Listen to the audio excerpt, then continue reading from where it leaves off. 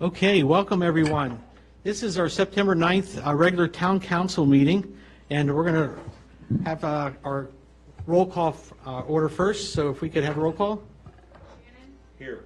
Lee? Here. Kathy? Lee? Here. Edwards? Here. Cavazos? Here. Day? Great. Our first item on is our Pledge of Allegiance. We have the privilege of having Troop 90064 here to lead us, and we have Naomi, I believe Zoe, Kennedy, Audrey, Sienna, Hannah, London, Lauren, and Layton. If you could all come up here, and we're going to do our Pledge of Allegiance.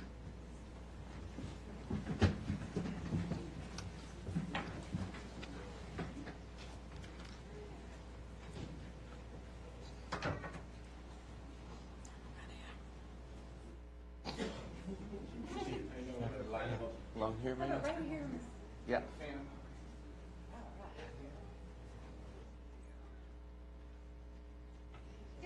We want to be able to see all their smiling faces. There you go. Okay, we ready? All right. I pledge allegiance to the flag of the United States of America and to the republic for which it stands, one nation, under God, indivisible, with liberty and justice for all.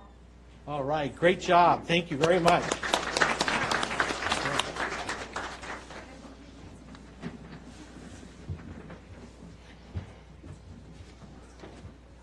We also have to give our invocation tonight. We have Troy, is it pronounced Corin? Corin, yes, from Park Valley Church. Welcome, sir, and if you'd like to just tell a little bit about the church and how you're doing there. If not, just lead us into... Sure. You know, we're up there on 15. We're doing great up there. You know, attendance continues to soar. We just 2 weeks ago we announced a new campus that we're going to open in Warrenton. We've got about 180 families that live further south and keep driving all the way up to the Haymarket campus. So we're going to open a new campus in November. So it'd be great if you guys told your friends. We're looking forward to it. A lot of excitement for that campus, and we're looking forward to getting that started. All right. If you guys will bow your heads, we'll pray. Heavenly Father, we just thank you for your many blessings. We're grateful for your love, your mercy, your grace. And we would want to ask for your blessings on this meeting this evening. We pray that you would bless this time together. And we pray that your wisdom would guide everyone to accomplish the goals on today's agenda. Lord, we also ask that you would continue to remind us all to seek your will in everything that we do. Thank you for this opportunity, Lord, that you give us to serve, not only you, but also to serve others. May our actions and our attitudes please you this evening, Lord. May we also show others love, show them mercy and grace, because you have been loving, merciful, and gracious to all of us. Lord, we just pray these things in your Son, Jesus' name.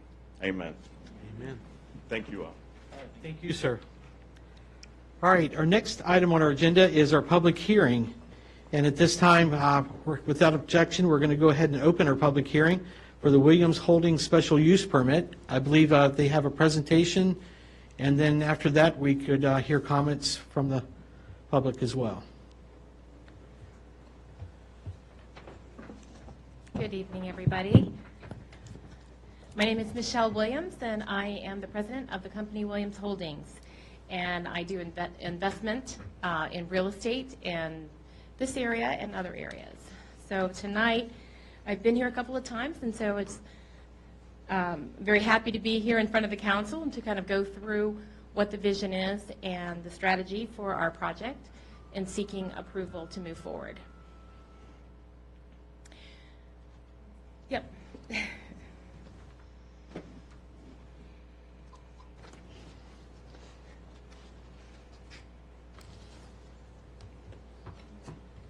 let me go to the next slide.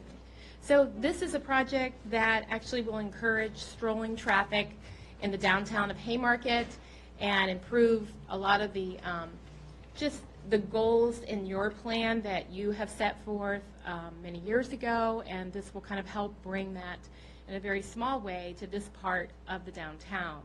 As you know, the property is right next to Mrs. Bailey's property right here, and I have gotten to know her quite well over the last 8-10 months. as we have worked together on different models. We are seeking an exception with the current zoning to allow residential use for the townhomes that will be located in the back, and we'll see that in a few minutes.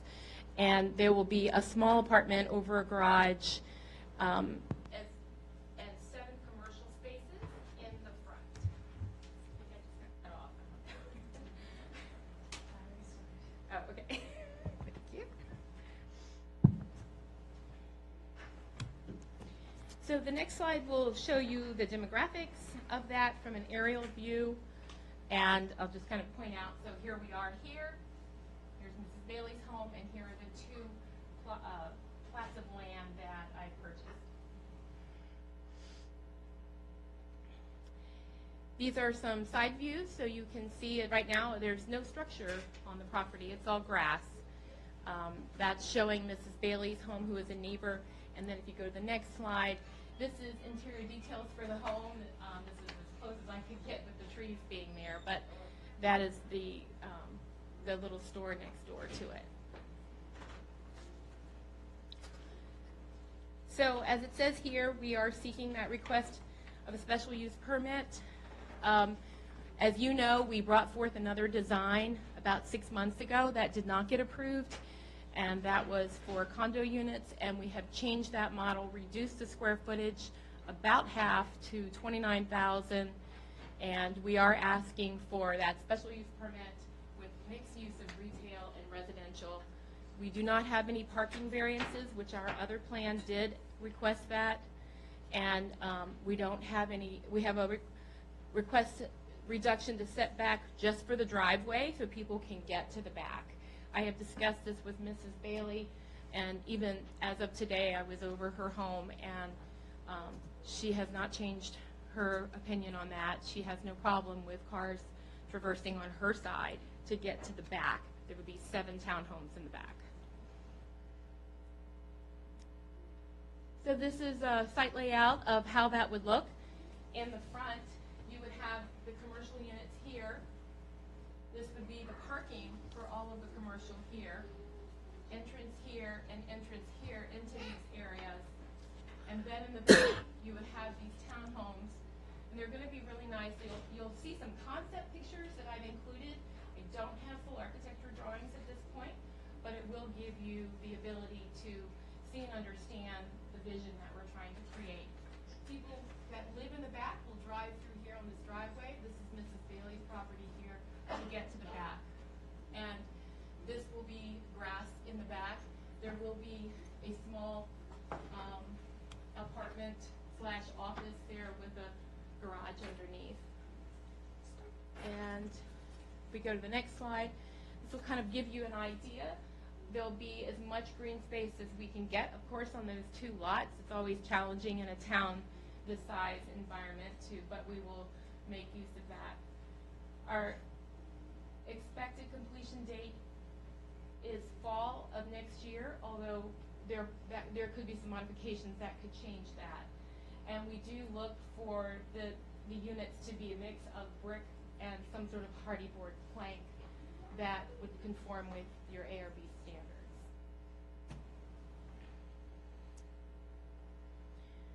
So I'm not sure, is Greg here? Hi. So Greg Dempsey, he's with Stonehill Builders, and I've been working with him a lot. Come on up, Greg. Tell him about yourself. How far back do we want to go? I'll keep it brief. How's everybody doing? I'm Greg Dempsey. I'm the owner of Stonehill Builders. Stonehill was founded in 2005 by myself and my father, really to fill a void in the market of custom homes and commercial projects. So we do a couple commercial projects a year. We have a new one finishing, should be in 6 weeks. It's a car dealership in Ashburn, and we build custom homes. Actually, we'll have one in Haymarket starting next year. So we are not a big company by any means. My father and I are heavily still involved in the building process because it's our passion. Given that being said, when Michelle first approached me about this, I really actually had concerns because I've been in Haymarket my family for 20 years. My kids just finished up Haymarket Baptist. My wife works there now, but everything that she's put together, you know, you guys have seen it already. The ideas and everything. I think it's a win-win, and I think it's going to be a tax positive impact on the town of Haymarket. And I think at this time, I see buildings being demoed and for sale signs going up. I just think timing is everything, and I just think this is the right time for this. So if you have any questions about me, please feel free to ask. I just didn't want to stand up here and tell you how great I was.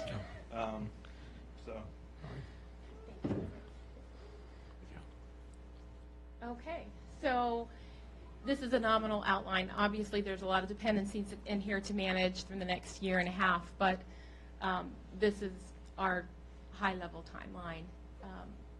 Acquiring the land was this month, and then special use permit, we applied for that in June.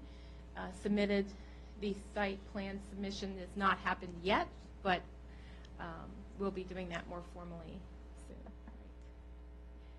And this is a concept of what the elevation would look like. So the storefronts are down here. They would have the accordion glass doors that could open for cafes or restaurant in the bottom, and then the hardy board kind of siding here with some brick throughout, and then those would be balconies. You'll notice and this is the front view. As we go to the other slides, you'll be able to see what that looks like. Here's another view of the front with the parking included, and how that could look. So, and then this is an elevation of the side of what it would look like from the side view. So this is the townhouse portion here that would sit here in the commercial space down below. Some other concepts of the rear of the building. So the neighbors would not have an eyesore to look at, you know, that might be seeing the building from the rear. And these are just more ideas of the same, just to kind of get that full picture for you. Each one of these townhomes will have an elevator, so we could have a wide range of people purchasing these townhomes, everyone from a family to over 50. So it kind of opens that door for a lot of folks. And this is just more of the same. Just wanted to make sure I was being thorough. Okay. Now this is the one that is currently out in Crescent Place in Leesburg. So once again, it kind of follows that model of a lot of small towns right now are doing this, where you have live-work kind of scenarios with commercial and the residential above. Okay, and I think, so just to kind of point out, so our previous plan was a 44,000 square foot building, and we did request the same SUP exception there with special use for mixed use. We would have had some parking issues to deal with, so maybe a shared parking agreement in the town to overflow with some adjacent lots, like the town lot, for instance. There were some additional setback requirements that we would seek approval on. That was the initial plan we submitted back in the early spring timeframe. When that didn't go through, we revised the plan to the plan I showed you just now to 29,000. We still need the approval of the mixed use, but there are no parking variances with this plan. And the setback was simply for the driveway to get to the back of buildings. It's a little bit more detail of the same, just this is what was documented at the first meeting of the citizens' concerns, and we did hear them, and we did modify our plan. So today we're seeking approval that we could move forward with full-scale plans to pursue this project. and we're here to answer any questions you might have, or the citizens. Okay, thank you.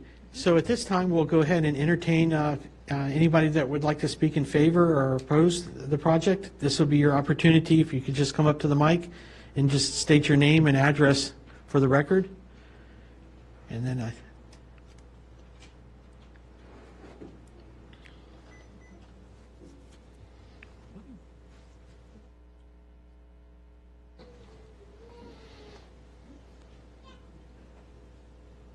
Dottie Leonard, 14801 Washington Street.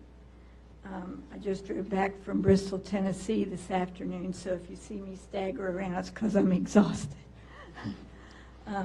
I want to say I'm in favor of this project. These applicants have been before us as citizens, you all as decision makers, so many times. And I feel like there's confusion about, and I'm confused myself because it just changed in 2016, and I just learned tonight that it changed in 2016. It was a by right use, I understood, to have up to 50 feet, so I didn't realize an SUP was even required. And where the real nuts and bolts need to take place is on the ARB. And I know Councilwoman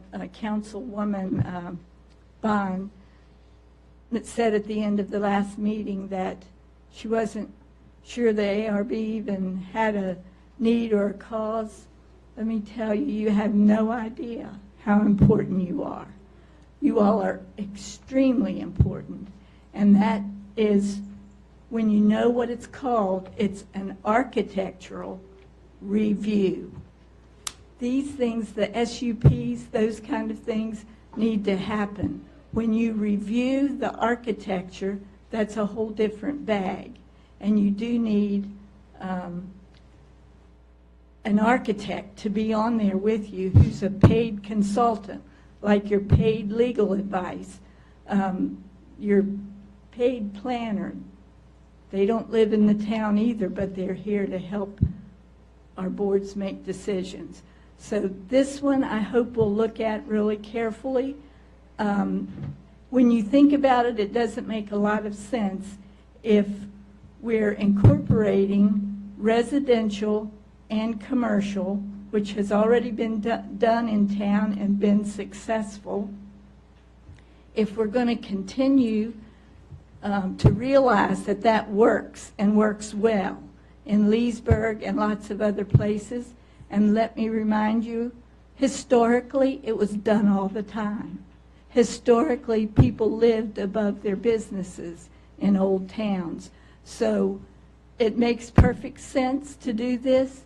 And if we have some little glitch way of saying, well, because you have an extra floor that we didn't say is okay, I'm confused because I thought it was by right to begin with.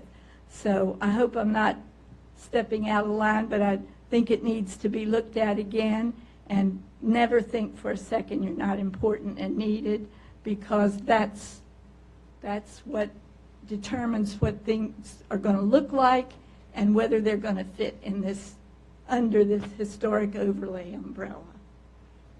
Thank you. all right, thank you for your comments. Would anybody else like to speak on this? All right, with no objection, we're going to go ahead and close our public hearing. Our next item on our agenda is the Blue Help Suicide Prevention Walk presentation.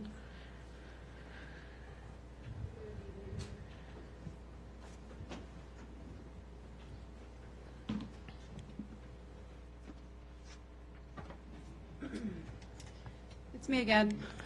How are you guys doing? Good, thank you. So I'm here with Corey, who always helps me with all of my stuff.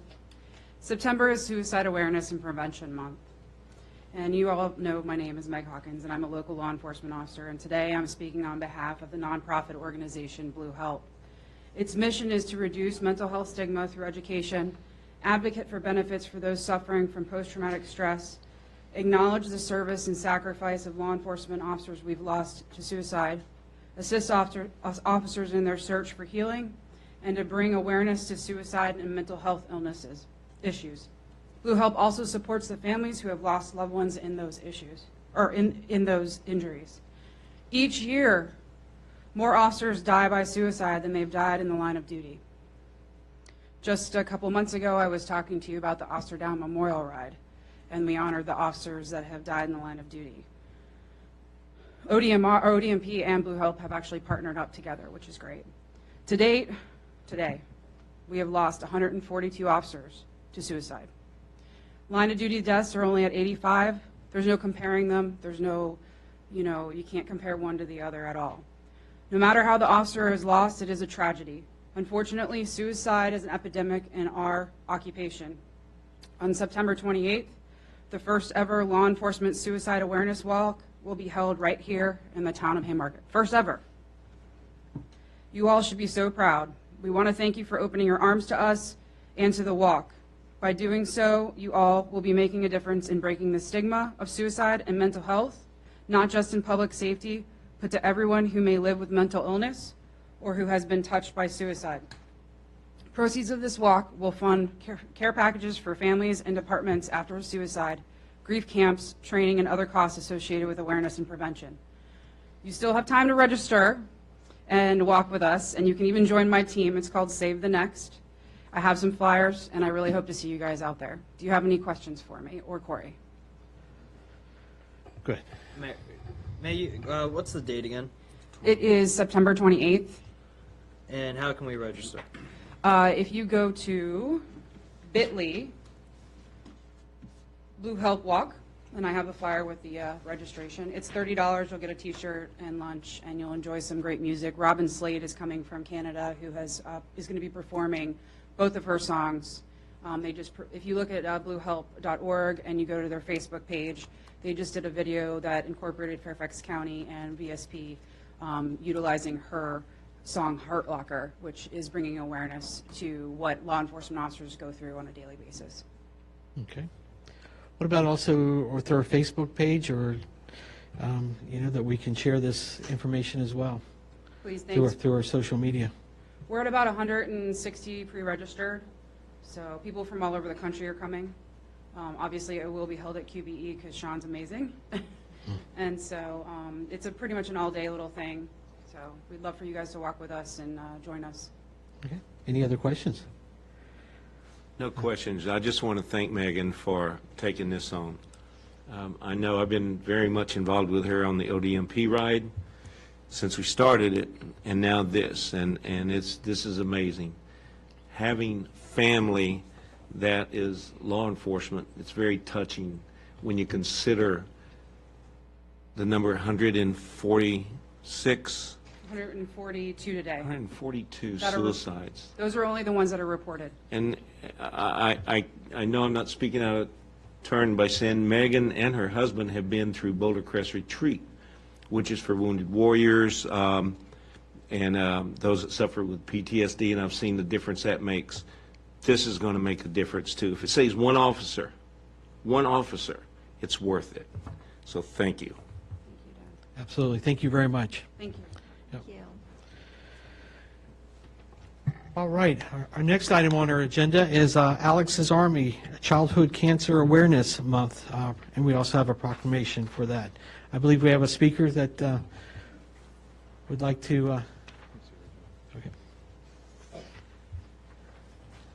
Good evening. My name is Jenny Green. I am the president and co-founder of Alex's Army Childhood Cancer Foundation. This is my husband, Derek. First, we just want to thank you, Mayor, and Vice Mayor, and council members for issuing this proclamation, but also allowing us to place the gold ribbons up and down Washington Street on the light posts for Childhood Cancer Awareness Month the last 2 years. So I have a few things I'd like to share, and then we do have several families from Haymarket here who have been impacted by childhood cancer that I'd like to invite to come up after and just share their name and diagnosis. Absolutely. So in 2009, our son Alex was diagnosed with stage 4 Wilms tumor. He was 5 years old. Alex attended Gravely and Bull Run Middle School.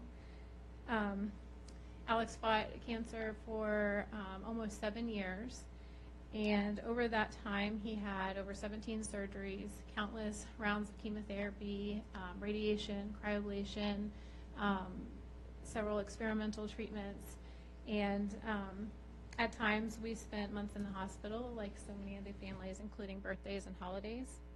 Alex, his treatments caused 2 separate paralyzations, one from the waist down and another in his right hand. And his story, our family story, is just one of the stories of children, over 15,000 children who are diagnosed in the United States every year. We know that childhood cancer doesn't just impact the child who is fighting. It impacts marriages, brothers and sisters, cousins, extended family. It impacts friends, teachers, classmates, entire churches, police and fire departments. It impacts our entire community.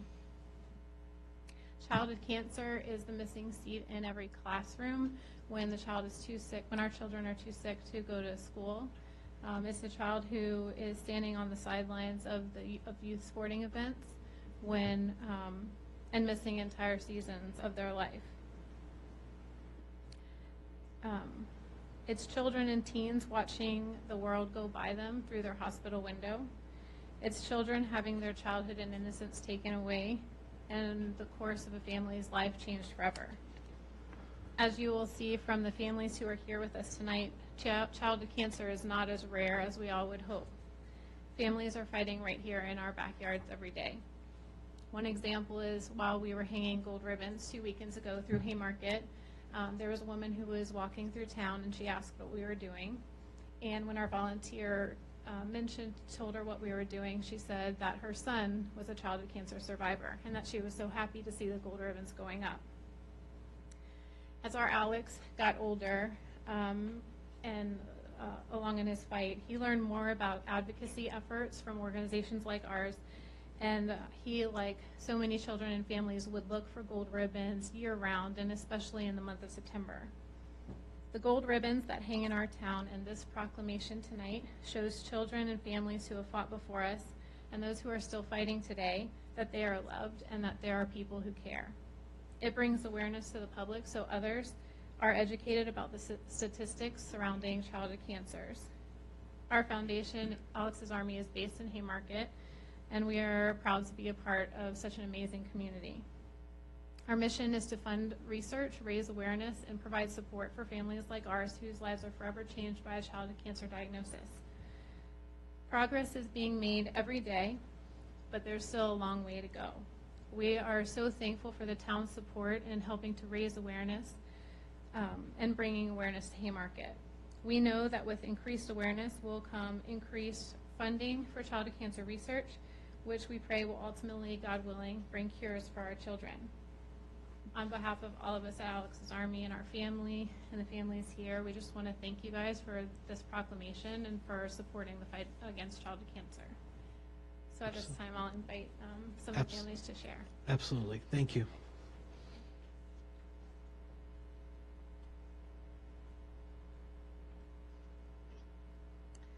Hi, I'm Lisa Thane. I'm a kindergarten teacher at Tyler Elementary, and this is my son, Dominic. Dominic is a senior at Battlefield High School. Our family is actually long-term Haymarket residents, and my grandmother actually went to Haymarket High School, so if you remember those days. Dominic was diagnosed with leukemia in 2011. For boys, it's a 3.5-year treatment. Being a teacher, it was advantageous. I was able to get him through school, and he only missed about 100 days of school in those 3.5 years. For a childhood cancer family, we know that that's very, very, very low. Leukemia does lie dormant for up to 5 years, and in March, he'll be declared cancer-free to finish off his senior year and hopefully get accepted to a college soon. Great. Thank you. Thank you very much.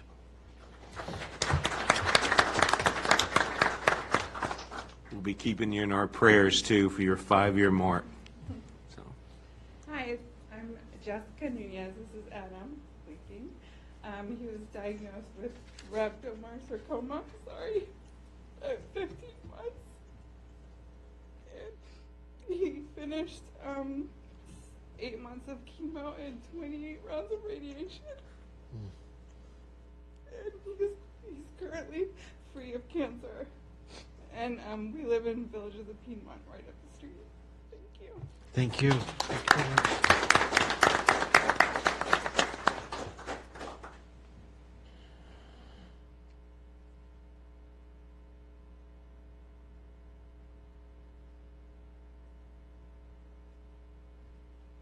So we have a couple other families, Darian here, who is cancer-free from Wilms tumor. Oh, sorry. All right, so last minute. My name is Devin Hutchison. I was diagnosed 3 years ago, December 23rd, 2016. I was halfway through my sophomore year of high school, just getting into the game, my best years of soccer, and lost everything.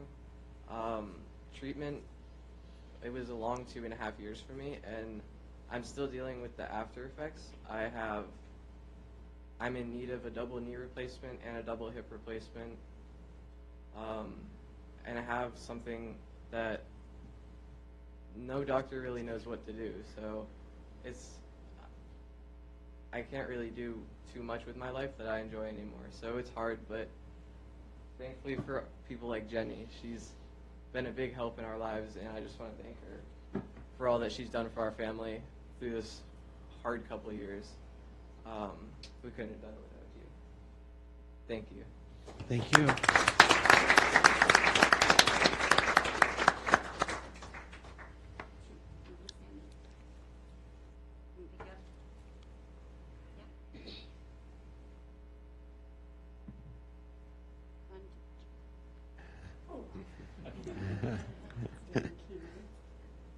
This is Darian King, and she just finished treatment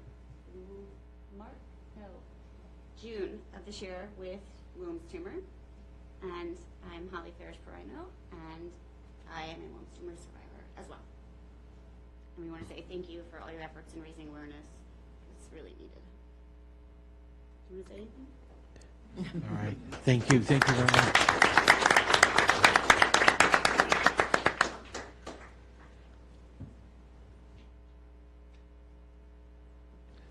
I think also we have a proclamation we'd like to read and present to you. Yes, Mayor, thank you. Proclamation, September 2019, Childhood Cancer Awareness Month, and the Town of Haymarket goes gold for kids. Whereas the Town of Haymarket and Alex's Army Childhood Cancer Foundation observes September 2019 as Childhood Cancer Awareness Month to raise awareness for childhood cancers that have been affected families right here in our own town and throughout towns and communities all around our country. And whereas every 2 minutes worldwide, a child is diagnosed with a form of childhood cancer.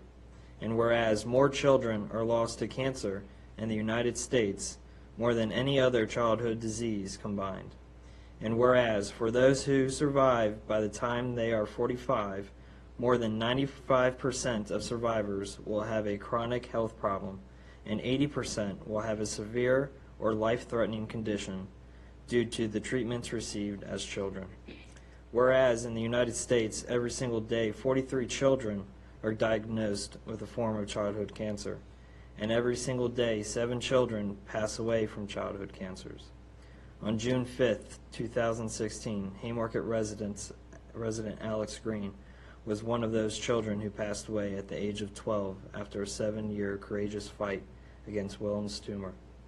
And in recognition of and as standing in support of the families and children right here in our town whose lives have forever been impacted by a childhood cancer diagnosis, and for children and families in towns across the country, we do hereby proclaim the month of September 2019 as Childhood Cancer Awareness Month. All right. Thank you. Go ahead.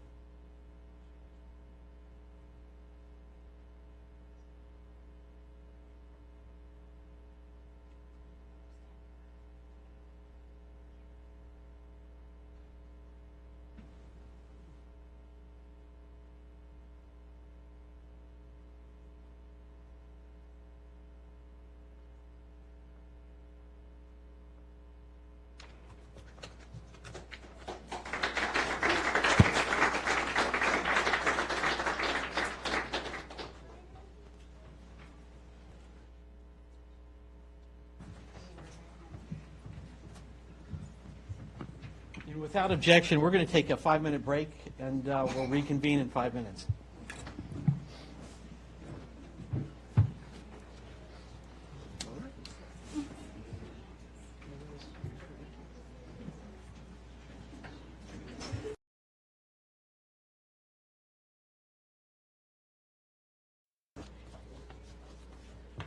And we're back. All right, thank you all.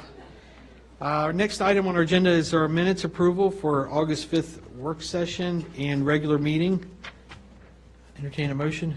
Mayor, I make a motion to approve our regular scheduled August 5th, 2019 meeting and our work session August 5th, 2019 meeting minutes. Second. Motion and second discussion. Seeing none, all in favor say aye. Aye. Anyone opposed? Abstentions? Motion passes unanimously. Our next item is our citizens' time.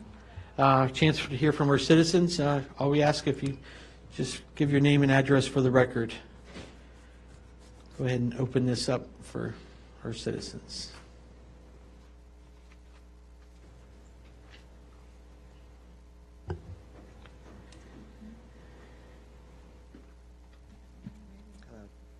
Jim Payne, 6680 Fayette Street.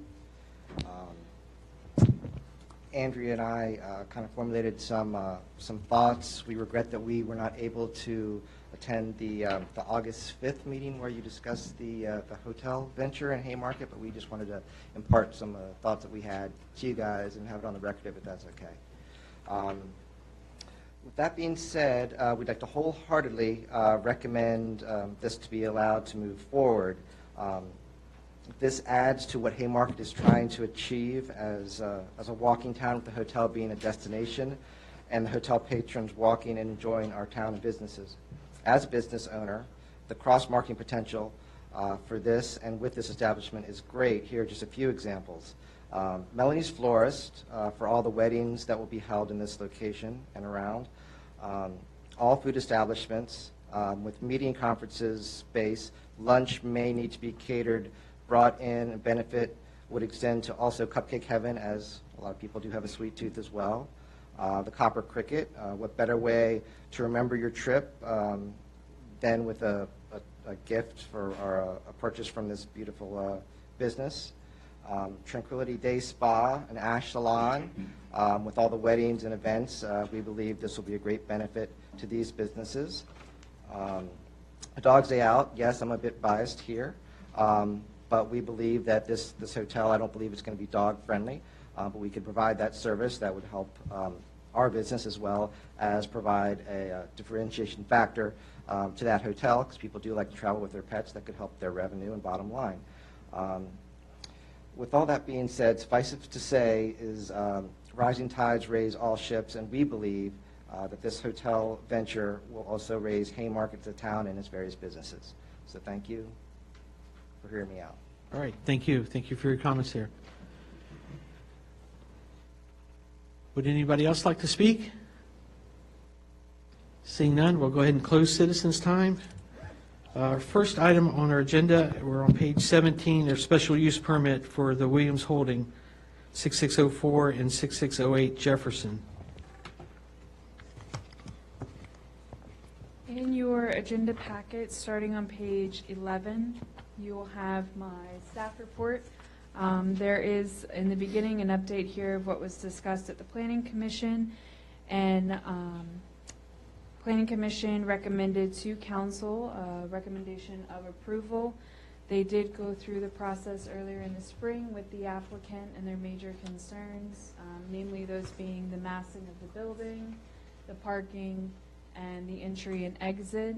This is when Michelle Williams came back to the commission with a revised application that then had the 7 townhomes and the first floor retail.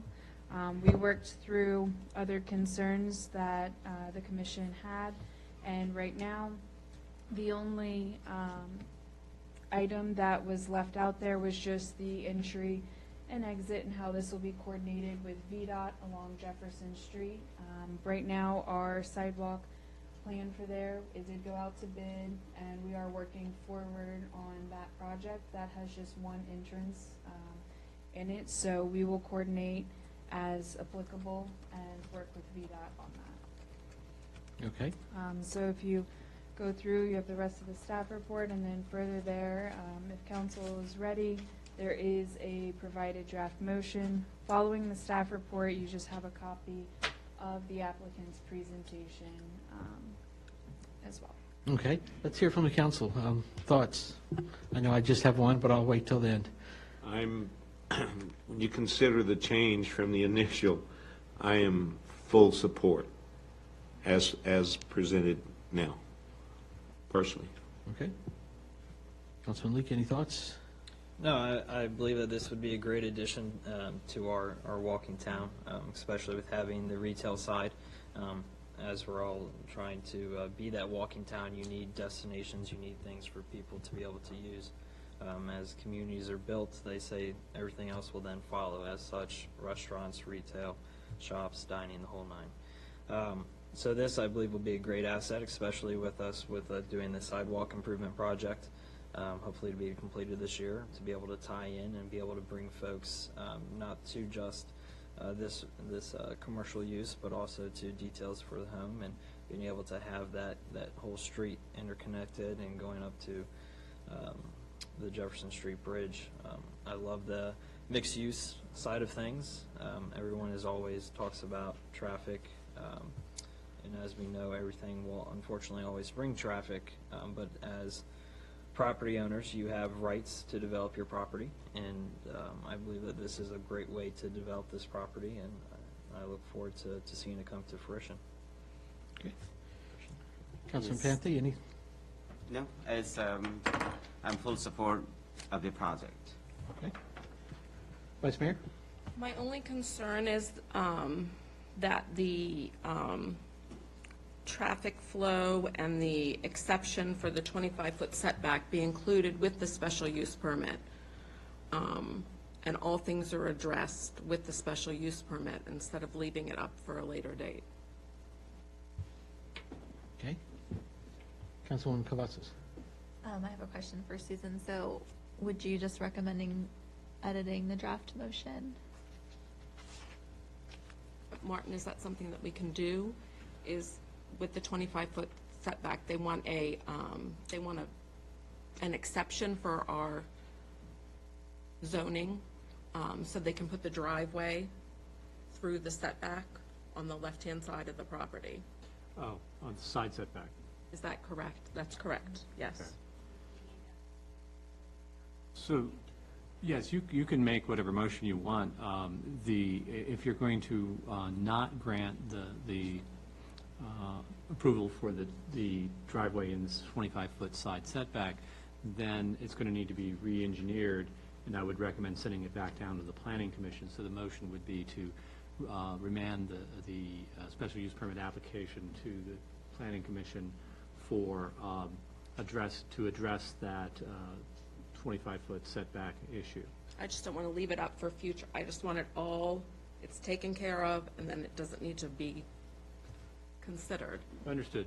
So with regard to the VDOT thing, that really can't be handled until the site plan. Right. But the the site setback certainly could be revised. Would that not be included in the draft motion where it talks about follow the because isn't that in the proposed concept plan?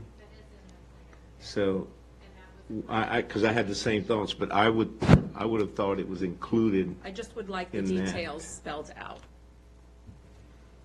We went through that in the planning commission, and we did give those details there, and we received approval at the planning commission and I brought Mrs. Bailey here twice, because the commission wanted to ensure the neighbor that it would affect was on board. I'm not against it, I'm trying to protect you. I get it, but it's already in the plan, I think is what I'm saying. So how could we amend this? I don't want to send it back to the PC. I don't think that's needed. So how could we, this draft motion, how could we word it so that it moves forward? It doesn't go back to the PC. Emily? Could you add here at the end the condition that the applicant follow the proposed concept plan submitted in the application materials to include the exception for the 25-foot proposed setback on the left-hand side of the property as you're facing it from the street? Something of that verbiage, I can type it up. I'm sorry, I don't understand how that would work. So wouldn't there need to be a revision in the concept plan for that to work? No, it's already No, it's on already there. on It's there. already on there. Okay. So what I've put here in the draft motion, the concept plan includes this setback as part of the drive aisle to get back to the townhomes. So what I just included here in the draft motion was follow the proposed concept plan submitted in the application materials. I think what Vice Mayor is saying is she would like to see it spelled out as the 25-foot setback in the motion. I'm okay with that. Setback exception is included in the motion. Oh, okay, I misunderstood Yeah. you entirely. Yes. Okay, now I'm with you, I'm on the same Okay. page.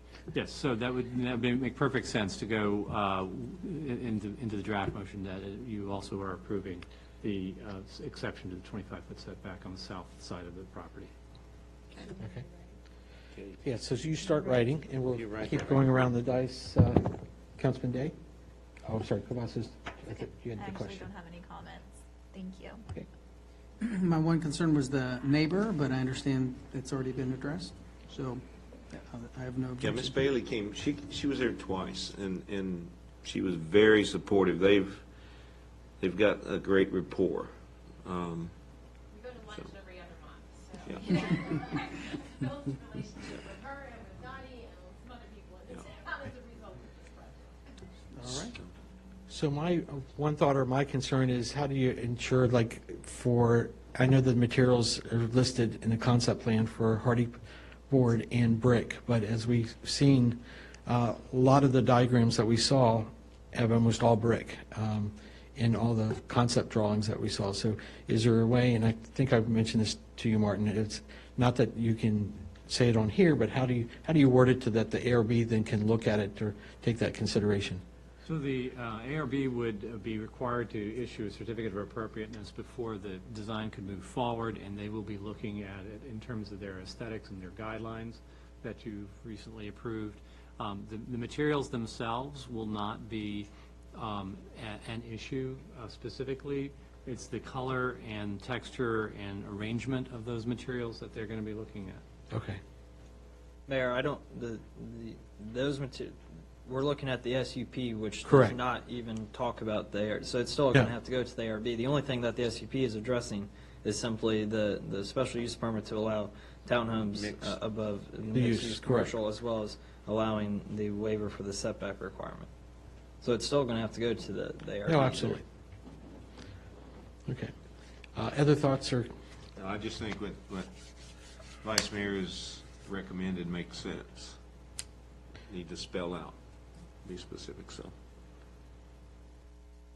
we'll just wait till Miss Emily finishes her writing there, and we'll have you read that, Miss Emily, that we can do a so moved, if that's what we're deciding to do.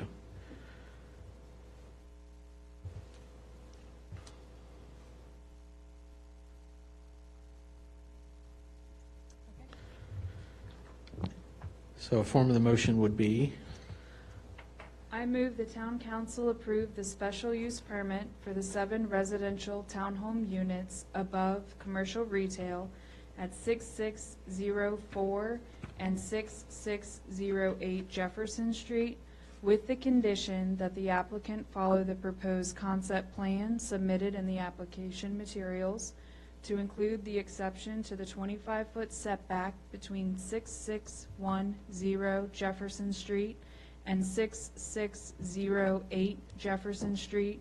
Furthermore, the setback exception will be for the purpose of the drive aisle to the townhomes at the rear of the property. There we go. And just need a second. Second. By Councilwoman Cavazos. A discussion on the motion. Emily, did you, that second part of that, did you say 6608 Jefferson Street? Doesn't it abut 6604 Jefferson Street? So, Or am I wrong on the concept? 6604 abuts details for the home. 6608 is in the middle of the residential and the other lot. I apologize. It was labeled differently on the attachment, so I apologize. Okay, got that clarified. Any other discussion on the motion? Ms. Jackie? Roll call vote, please. Shannon? Absolutely. Yes. Leek? Yes. Panthy? Yes. Edwards? Yes. Cavazos? Yes. Day? Yes. All right, great. Congratulations. Thank you. Uh-huh. All right, our next item is our administration staff reports. We have on page 11 our planner. I also went to page 40. Engineering on 42, treasurer on 45. Anything for either three of those? Also, I'm going to give a report on just some of the items that I've been working on. Are you asking for questions Yes, from us? Chris. Uh-huh. Nope. Can I just ask Emily, is there any update on when they're going to take the chain link fence down across the street? I currently do not have an update on when the chain link will be removed. Thank you. Any other questions for them? Otherwise, I'll. Emily, at the ARB meeting, I talked to you about the ice skating parking lot. Did you touch base with them? I'm in the process of touching base with them. Okay. Okay. Any other questions? Just some things that I've been working on. As you can see, the Town Center Building Project, or let's call it Phase 1, where we've successfully put on the metal roof, the siding. We painted all the brick, repaired the brick facade. We added the new reverse gable. We've replaced, obviously, the rear exit door behind us. We placed a service call with Comcast and removed all the overhead wiring all the way from the street to the building. As the cable entered in the previous time inside the building, Comcast since had put a box on our outside that made all the wiring go underground. We removed all the old electrical wiring on the back. We removed the Dominion Energy main building service feed. By doing so, we found that our panels in the back weren't to code, and so we had to replace and put in a new building feed box that feeds the panels. We removed some old bird nests out of there. The discussion, of course, will be going forward with the funding of other phases of possibly the portico, as we spoke in our work session, replacing the front door, building signage. The sidewalk repairs were completed, damaged brick planter repaired, street lamps were almost, I think this week we'll get the last two poles up. We completed some leases upstairs and over at the Copper Cricket building. I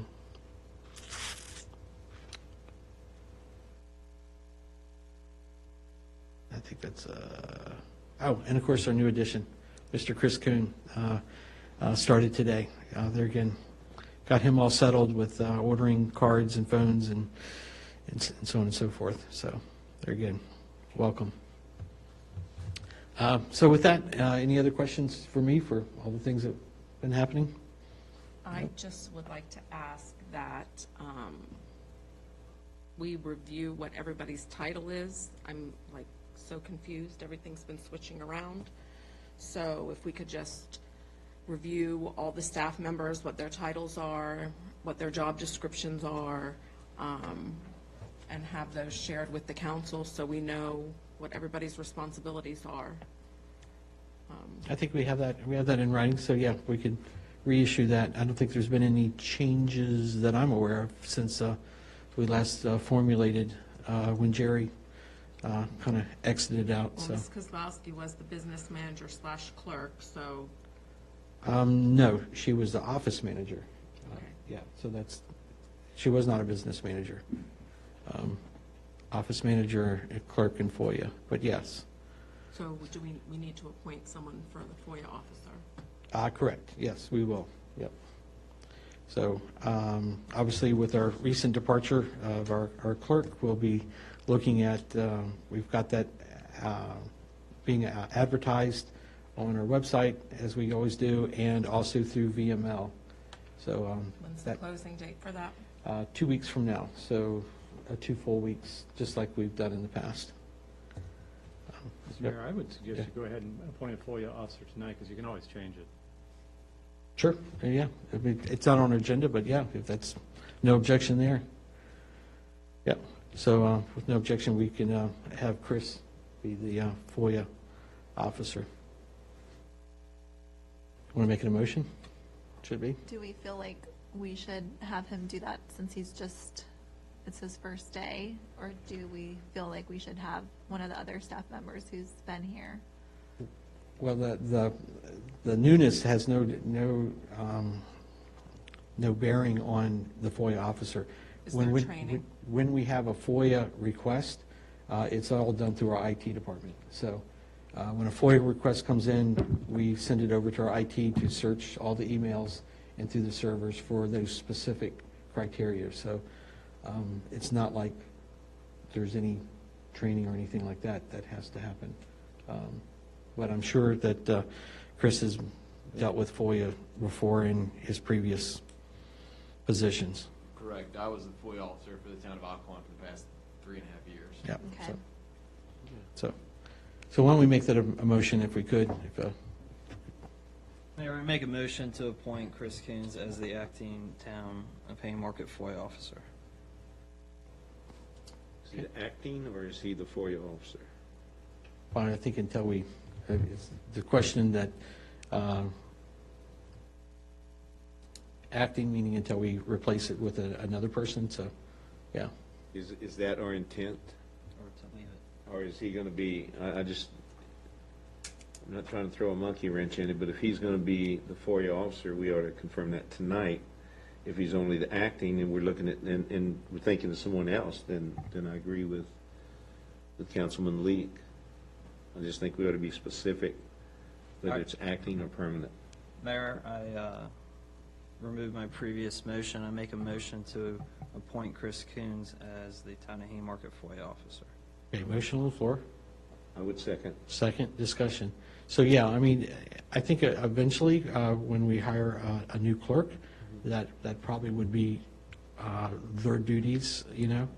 And at that time, we could change that up.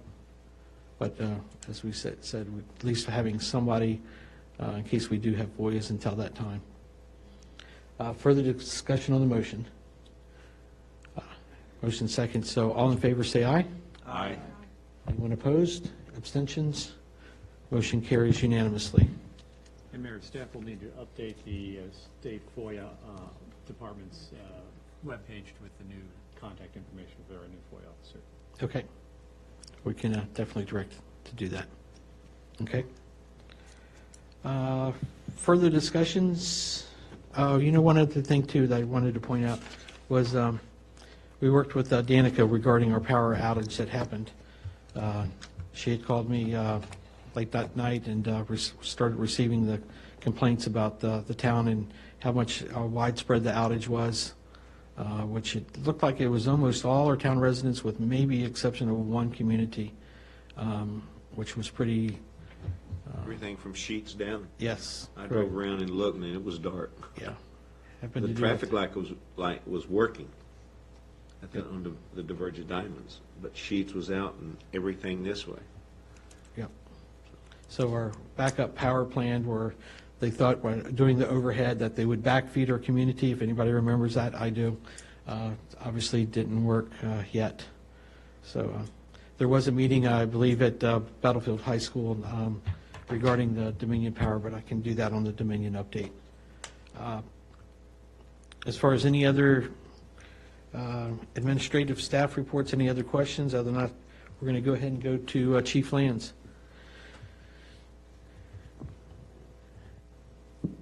Okay, good evening, Council. Does anyone have any questions on the statistics for the month? I did want to point out that there was an increase in traffic summonses this month of 116. Usually we hover around the 80, 85 mark, but also below that there was 203 warnings. So we still, even with the increase, have almost twice as many warnings in the town. I want to go over a couple things we did for the month. It was a pretty busy month. We had National Night Out, kicked that off on August the 2nd. It was a great event. We had anywhere from 600 to 700 people there, according to some estimates. It was a very successful event. I appreciate all the council members that showed up and the town that came out to support it. We also participated in a veteran escort where veterans from all across the country can fly into Dulles Airport and are escorted by police departments in the area to the War Memorial in D.C. We were asked to participate this year. Big deal for us. It's a lot of big departments, and Fairfax County actually reached out to us, and so we were happy to help out in that. Ethan, I don't know if you saw Ethan here tonight, but he was in the hospital again this past month. Councilman Leak and I went up and visited him one night, took him some cupcakes from Cupcake Heaven, which he dove into and appreciated. But he's out of the hospital now, doing much better. The Masonic Lodge also invited us to their annual law enforcement dinner, which we attended. We were awarded 3 grants this month, one for $5,000 through DMV, which we'll use for traffic safety overtime, the Burn Justice Grant for $800, and the grant from Walmart for $2,500. So you'll see us do some things with that money in the future. We also helped out on Haymarket Music Fest, which was a huge success. It was a great event. I thoroughly enjoyed it, and I think it exceeded expectations. And then I also attended the annual Virginia Association Chiefs of Police Conference, where most of the focus was on the opioid epidemic and officer wellness, which kind of coincides with the Blue Help that we had a presentation on tonight. A couple other things I wanted to add on there based on feedback that we got from Mayor Leak and Vice Mayor Edwards on the speeding issues on the east end of town, specifically trying to get in and out of Blight and Green Hill Crossing and St. Paul. We did initiate a traffic safety program this past month where we had more officers on the street, where we focused on bus stops, bike lanes, speeding, with a concentration on the east end for the speeding and crosswalks. You'll see the numbers for that next month. I'll give you kind of a breakdown of what happened, how many we got, and where they were in the town.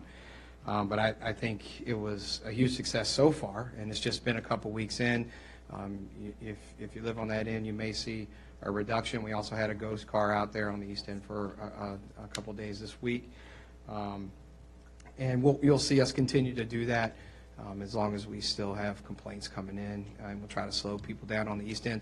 The problem is that it's tight in here in the west end and then center of town, but as you get to the east end, the roads open up and it kind of cues drivers that they can go ahead and speed up. There's also no more speed limit signs once you pass the old bank building, the old BB&T building. We spoke with Councilmember Shannon in his other role.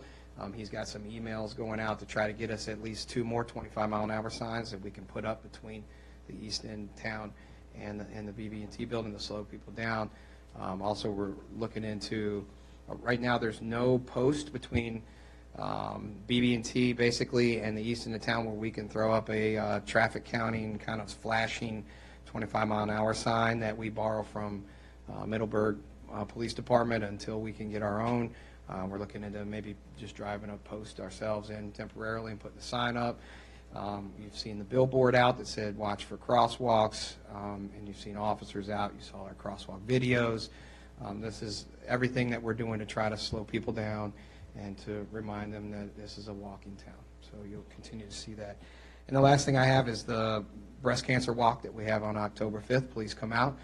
We have spots for about 250 people. Just to give you an idea, the first year we did this, we had about 35 people. The year after that, last year, we had just over 100, and I believe we'll hit the 250 mark this year. Corey O'Neill and Miss Ruth Ann has been putting that together for us. The three of us have been meeting. They've been really busy getting sponsorships. They've raised over $6,000 in sponsorships for this event. It's going to be much bigger than it was last year. We're offering a lot to survivors and to family members of survivors, and to the ones that were lost, memory tents and all kinds of vendors for ladies. And it's going to be a good event. So please mark your calendars and come on out October 5th. Starts at 9 o'clock and runs till 1 p.m. All right, does anybody have any questions for me? Okay, I'll start. Great job for Officer O'Neill taking the LiDAR and going out of his car and actually in the trees or wherever he goes to find and be hidden. The ghost car, when I'm not sure if somebody's in it or not in it, you're very effective. And I think we've seen by that cruiser being over there, my gosh, people literally slow down before they come into the town. So I think very, very effective. Any other thoughts or comments? I would just like to see, I mean, as we throw out the ghost car, also throw somebody in the ghost car every now and then. Yeah. To make it, because that you drive through it throughout the day, you're like, all right, no one's there, no one's there, no one's there, so you're not worried about it. But if you're shifting back and forth between someone being in there, not being in there, whether you're hiding his active cruiser and QBE and just putting them in there, but I think that'll really start throwing some folks off, because I think a lot of folks just get complacent and say, oh, it's up there, they're putting one of their ghost cars out, and they don't think anything of it. Yes, sir, and you'll see that come and go as we need the vehicle, as we don't. It's up there this week because of all the milling and paving going on in Green Hill Crossing, and Mr. Landry allowing residents to park in his lot to help facilitate the lack of a crosswalk there and get people to slow down. So you'll see it come and go as needs. Awesome. That's great. I'll follow up too with my request for our traffic engineers on those speed limits. I'll follow up tomorrow. Have you heard anything from our traffic engineers on that? Has anybody contacted you? Not on the signs. Okay, no, sir. I'll send another email on that tomorrow. I'll Okay. put you on the email. Okay, thank you. So they have your contact information. Other than that, just thank you all for what y'all do Yep. Thank you, sir. every day. All right, any further questions? All right, move along here. Next, we're up to our bond releases. We're on page 57 of our packet for Village of Haymarket Phase 2.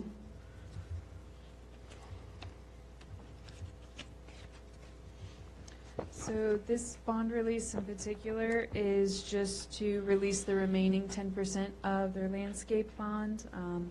We have held it for the 2 years as per our code, and everything survived. Katie and myself went out and checked all of the materials that were planted, and all is well. So this is just a request to release the remaining monies. Okay, looks like we have a draft motion. Mayor, I move the town council release the remaining portion of the Oak Ridge landscape bond for the Villages of Haymarket Phase 2. Motion on the floor, I second the motion. seconded by Councilwoman Cavazos. Roll call vote, please. Shannon? Yes? Leek? Yes. Panthy? Yes. Edwards? Yes. Cavazos? Yes. Day? Yes. All right, we'll move on to our next one, which is on page 58, Haymarket Sheets Bond Release. So for the Haymarket sheets, Katie has completed her as-built review. Everything is in accordance with our requirements of the ordinances and the Prince William County Administrative Procedures Manual, and she is recommending release of the performance bonds. Okay. Mayor, I move the town council release the performance bond for the Haymarket Sheets convenience store. I second. Seconded by Steve Shannon. Discussion on the motion? Seeing none, roll call vote, please. Shannon? Yes. Leek? Yes. Panthy? Yes. Edwards? Cavazos? Day? Yes. All right, we're up to Haymarket Baptist Church bond release on page 59 of our packet. So Haymarket Baptist Church recently repaved their parking lot. They have submitted their as-built plan. Everything has been reviewed and approved by our engineer and is recommending the releasing of the performance bond. Okay, any draft motion? Yes. I move the town council release the performance bond for Haymarket Baptist Church. I second the motion. Okay, motion's been second. Discussion on the motion? Roll call vote, please. Shannon? Yes. Leek? Yes. Panthy? Yes. Edwards? Cavazos? Yes. Day? Yes. Great. All right, brings up to our next item is communication policy. So I'll let Ms. Cavazos take over this. It looks like we did a search on what we had in our servers regarding this, and part of the packet came up my original communication policy some many, many years ago that was not adopted. Then we ran to, in page number 64 of the packet, which was basically the first draft of having a communications in there. And then our attorney was able to find that we actually adopted one very similar, and that's what we actually have on our dais as a freestanding thing. So with all that, I'll turn this over to Ms. Cavazos. So the reason that I asked that this be added to the agenda is after hearing from different citizens at Citizens Time and also neighbors that they're not aware of public hearings or demolition permits. And so I know that the rule is that it has to be in the newspaper for, I think, at least a week prior to the public hearing. Is that correct? I think it's a law, so maybe you can expand further. So that it depends on what it is. So for rezonings and zoning text amendments, you have to have them advertised for 2 weeks ahead of time. And with other things, it varies. So my suggestion is that we add publicizing any special use permit or demolition permit, any public hearing, that we also share it on our social media, our website. I think that putting up the signs and also having it in the newspaper is good, but I think we should expand on that, and I think that the citizens would really appreciate, since we do send out text messages for events and things like that, maybe citizens can opt in if they are interested in hearing when we're having public hearings and when there are demolition permits in town, or if there's new construction. I think that they should have the option to maybe opt in to receive a text message. I just think we should utilize all of the different ways that we can communicate. Since we can, share all of that on social media when we have fun events and things going on in town, I think it's really important that we use all of those to share the important things that we're discussing here. Mr. Grimm. Can I suggest that if we do that, it'd be added to section 4 on page 6 of 16, the council rules of procedure, the new section 4-5, social media. Tell me again the page, Martin. Page 6 of 16, section 4, agenda. Yep, this will be your special handout. So we would add a new section 4-5, social media, that, is there an exhaustive list, or do we want to just have it broadly that all council? It should be everything. Everything that is going to Whatever be. social media that we have access to, I think. Right. But I think Martin's talking about which particular meetings, events, things like that. Is that what you're asking? What kind of actions by council, prospective actions on your agenda do you want to have listed on there? Is it, I assume you want budget, you want, I heard demolitions and special use permits. But, I mean, do you want to put bond releases on there? That's not going to excite very many people. I'm just trying to think. I also think putting a link to the agenda item so that citizens can easily click to see what that item is. Right, yeah. Okay, so why don't we do this? Why don't I work with Mr. Kuhn and we come up with revised, some language to accomplish what you've just set out. And unless I see council doesn't want to do that, but I think that's a great idea, and we will come back to you with some language for your next meeting to adopt. There you go. Do you have other localities that do this? Not in their policy, but they just do it as a matter of administrative policy, that they have a lot of things. So, for example, in the city of Manassas, where I reside, I can subscribe to a number of different ABC agenda notices, and I get those, and I see what's on the agenda for the ARB or the Planning Commission. And so it's opt-in for anybody who wants to get the email. But social media is how a lot of people get their news these Right. days. So Absolutely. it's true. Makes sense. As it continues to grow. Okay. All right, so with no objection, we'll make that a directive, and they'll get back to us on it. All right? Good recommendation. Is that, so you'll have it done by next month, Martin? Okay, thank you. All right. Next item is our updates. Planning Commission? We had several different things, but the important thing was the Van Meter Smith property down the road here, the 38 townhouses. They came in and they gave their briefing. We certainly had, and citizens as well, because we had the public hearing, had concerns with traffic, especially exiting on the hunting path and going through Longstreet Commons. Didn't hear really too many pros. Everything was pretty much opposed. We certainly had questions about the front part of the property, what's going to go there. Overall, the PC was not supportive of what was presented to us the other night, or August 19th or whatever, with the plan as it was briefed. And that's the main thing for the PC. Okay. And the ARB? Okay, so Taco Bell's design was referred to our September meeting.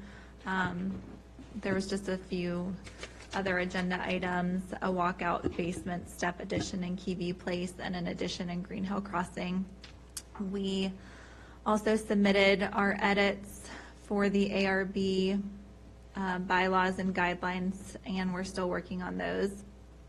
We reviewed if we are going to have the crepe myrtles replaced, but we all decided that we would just keep the pink crepe myrtles that are already installed, and since they match the crepe myrtles that were already in place at, what is the neighborhood, next to Green Hill Crossing? Thank you. Haymarket Station already has the pink, so we thought it would all go very well together. And then Emily brought up the town center informational sign that was placed in front of the museum, and that was not where the ARB recommended that the sign be installed, and so the ARB has a letter that they would like me to read.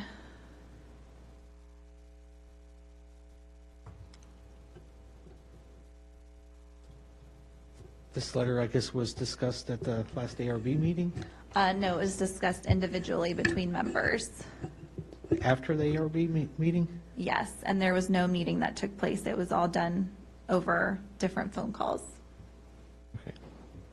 So there was no FOIA. So, no, I'm just concerned about the action if you're not at a meeting and then coming up with a decision to send out a letter. Yes, they asked me to read this at our meeting since I'm the liaison. Okay, thank you. Dear council members, on May 15th, 2019, the ARB approved a two-sided informational sign to be installed in front of the town hall, adjacent to the bench seat fronting Washington Street. The location was deliberate as it would provide convenient access to and allow for announcements to be more readily seen by residents, passers-by, and visitors of town hall and the police station. The location would also contribute to the courtyard feel of the town green. On August 24th, the board was informed that the informational sign had been installed at the museum at the direction of the mayor. No explanation for the change was provided. Later that evening, the board liaison contacted the mayor and town clerk via email to request the sign be moved to the location approved by the board. Noting that the location at the museum was less convenient, individuals had to leave the sidewalk to read and/or access information, and that area is already crowded with other posted items such as the Little Library and Civil War historic boards. To date, the mayor has not responded to the board liaison email. That the proposed information sign did not come to the board as a formal certificate of appropriateness zoning permit application should not be interpreted to mean that the board was relegated to an advisory role in deciding the materials and location of the informational sign, or that our decision could be amended without notice and approval. As such, the board respectfully requests that the council direct town staff to move the informational sign to the location approved by the board on May 15th, or direct town staff to submit a formal application indicating the change in location with justification. The board also respectfully requests that the future town projects include formal applications to the board per the zoning ordinance. This would establish and ensure equitable and consistent processing of application from all applicants. Thank you in advance for your consideration of this matter. So I watched the meeting where this discussion happened. Can you tell me why there wasn't any consideration with the utility easements of that placement? Not at this time. What about the line of sight for the location? Was any discussion made regarding that? Yes, I believe that we did discuss that. So do you see that as being a problem for people trying to exit out of here? No, because it's for people who are walking. No, but the line of sight for cars leaving the parking lot. We weren't planning on putting it how you put it. We were planning on having it facing the street. So the consideration that I gave for the placement of this was because of utility You easements. still should have come to the ARB Utility and spoke to easements, us. and also the line of sight for vehicles leaving and entering the property. As far as So- I know, that information was not passed on to the planner to pass on to us. Well, The it's information very- was just simply told that you said this is where it's going, and that's why. Well, there's a lot of consideration, also the overall site plan for this town center project as well. So there was like Why about didn't you four- come to the ARB and three- discuss that with Because us? the purview, my understanding, was for the materials and not for location. It was for the location. She asked us. I'm sorry, did someone, no, okay. I need to educate myself on the whole matter to be able to come up with a decision by going back and watching it. Under my understanding, locations of signs go through the zoning ordinance in regards to a planning commission. A planning commission decides on the location of signs in regards to site plans. But again, this is the first time hearing of it, so I would have to educate myself by going back and watching the ARB meeting and everything. But under my understanding from our ordinance, the planning commission would be the directive in regards to where sign placements can go based off of site plans. Yeah, well, there again, the considerations, easements, you're in a utility easement, line of sight, you have cars coming in and out of this parking lot, and to be able to look down to the east, you now have a sign that's blocking the visibility. There again, the misutility was already called in, so the placement of the sign was never even in question. This Why didn't community you respond to my email then to explain that? Yeah, well, no, I think you were asking for to meet with you, and I reached out with you. I can't tell you how many times the unanswered emails, unanswered texts, so. Are we talking about recently? No, I'm just talking about it as a general rule. So, you know, my phone is always on. You can always call me and talk to me about the It matter. sounds like an excuse to me because I did email you and Shelley. Right. So, well, that's your opinion, your thoughts. So, Yeah, it is. And it's also not just mine, it's from the entire architectural review well, board. I'm concerned about that too. I'm concerned that you're You communicating. speak with other council members outside of the communicating, meeting but- all the time. But not to then draft and decide on sending a letter like you just read. You've taken an action by saying that you all have discussed and decide to send, but not at a meeting. We discussed it, wrote the letter, and had it sent. I know, I have a concern about that, but, I have many concerns. all right. Any other further ARB? No, that's all. Okay, great. I had one alibi here with, I forgot, the very important, is we had nominated Matt Cottle for chairman again. He accepted the nomination, we voted, and he won unanimously, all three of us. Wow, that's great. Good to hear. Council member time. Councilman Shannon, do you have anything further? Just a couple things, and first of all, I want to welcome Chris to our family, our team here. I think Chris did extremely well through the interview process, as others did. But I want to formally welcome Chris, and just make sure that you, just a recommendation that you definitely use the expertise not only on this dais but in your office now. You're not on an island, and so just please keep that in mind, which I know you will. And the other thing is, I just want to express my appreciation and for Miss Kozlowski, for Shelley. She's going to be missed here. She made a decision to move on, and that's fine, but she will definitely be missed. Walk in here and miss that smiling face and everything else, but life's about changes. We all make changes and everything. Someone else will come in and have an opportunity to excel, and I look forward to meeting that person one day. So thank you, Shelley. That's all I have. Thank you. Councilman Lee. Thank you, Mayor. First and foremost, Chris, welcome to the team. We look forward to working with you. I'm very impressed in your interviews, and excited to hit the ground running. Anything that you need from us as a council, please reach out. Our phones and emails are always on, so anything that we can do to support you and the rest of the staff, as we always tell staff, we're always here to do so. Corey O'Neill, some may not know, he was asked, I believe, to come down and teach a CIT class, Crisis Intervention Training class with Prince William County. So it's awesome that our neighbors in the county respect our department enough to bring in him as an instructor to go ahead and teach that CIT class. Music Fest, Miss Emily, Miss Shelley, Jackie, Roberto, everybody, y'all did a phenomenal job with making that a huge success. National Night Out was awesome, Chief. Way to go. I definitely want to be able to go up to Chief AJ Middleburg, though, and say that we won that contest that he keeps bragging about. So whatever we got to do to be able to enter in for that, I'm all for. Breast Cancer Walk, October 5th again, and Blue Help Suicide Awareness Walk, September 28th. Excuse me. Love to see everyone out there at both of those events. No further. Okay. Councilman Panthy, any comments? First of all, I'm so sorry. My apology. I stuck in the traffic. I was late today, so 5-minute blitz. And further, no comments. Okay. Vice Mayor.